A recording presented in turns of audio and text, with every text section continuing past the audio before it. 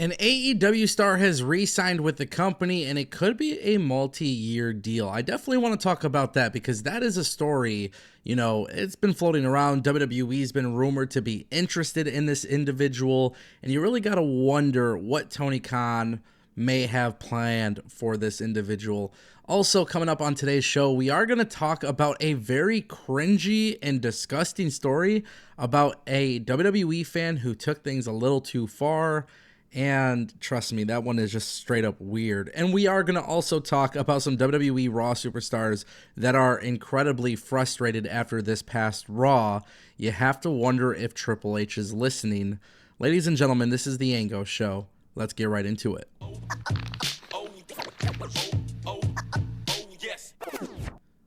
Okay, so I want to kick things off with the WWE NXT story that's floating around. This was absolutely crazy.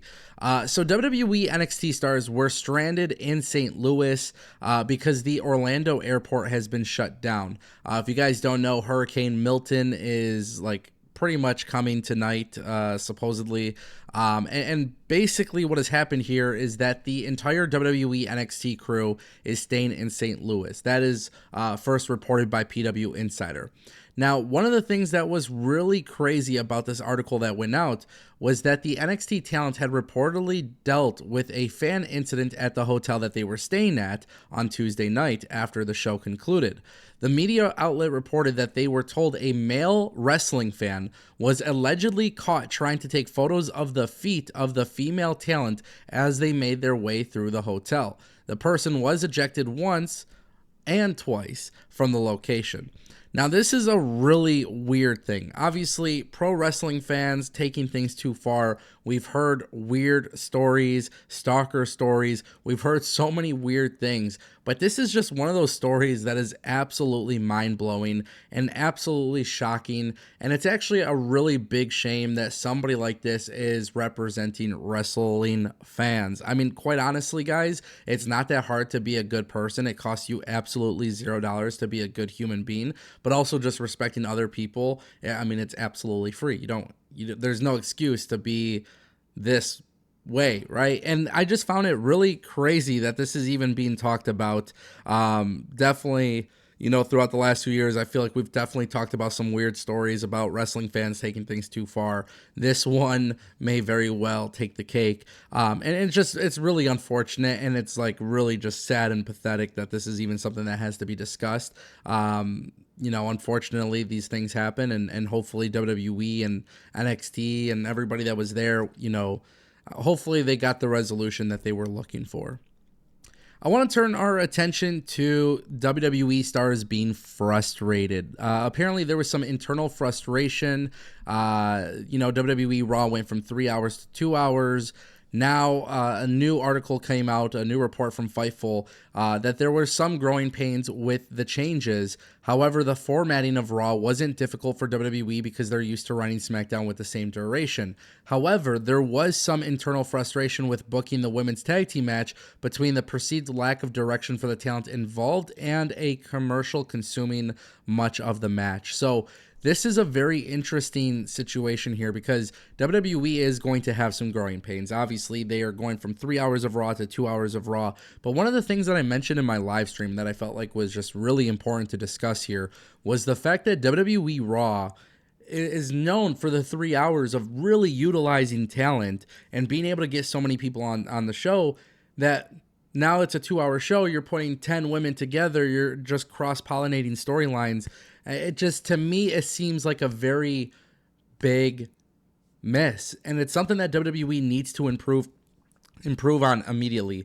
This is look, I'm not bashing WWE, but what I'm saying is that WWE needs to listen. They need to pay attention because talent being thrown into these matches, commercials being utilized throughout the entire match, it benefits nobody. You know what I mean? You really can't have talent stand out in a 10-person tag team match. And it's one of the things that I complain about with AEW, and I'm going to complain about it with WWE because, quite frankly, it shouldn't be happening. And it wouldn't shock me that people are frustrated. It wouldn't shock me if WWE's creative team was frustrated, and it sure as hell wouldn't shock me if Triple H was frustrated, And it for sure would not shock me that talent are frustrated, because this is one of those things where you are eliminating the third hour. And listen, guys, Triple H has found a way to book a great 3-hour show. Not everybody agrees with me, and that's completely fine. But I feel like if you look at some of the issues that Vince had booking 3 hours versus Triple H, I feel like Triple H, for the most part, more often than not, he was able to figure out how to format the show, how to get it going in a way where the storylines and the storytelling and the talent utilization was all very good.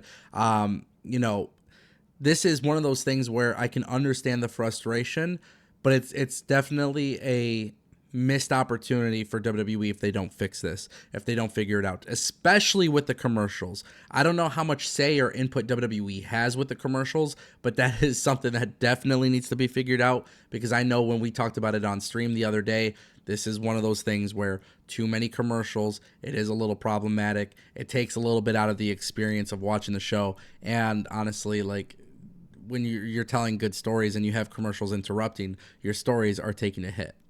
And that brings us to our final topic. Daniel Garcia has re-signed with AEW. And we have a little bit of backstage news to discuss. If you guys missed AEW Dynamite Title Tuesday, Daniel Garcia cut a promo, and he said he is where the best wrestlers wrestle, which is AEW. His deal was expecting to expire this month. There was obviously a lot of interest from WWE and AEW. As you guys know, I've been following the story of Daniel Garcia essentially just being put on hold. They have creative plans for him, but they put him on hold until they got him to sign the contract.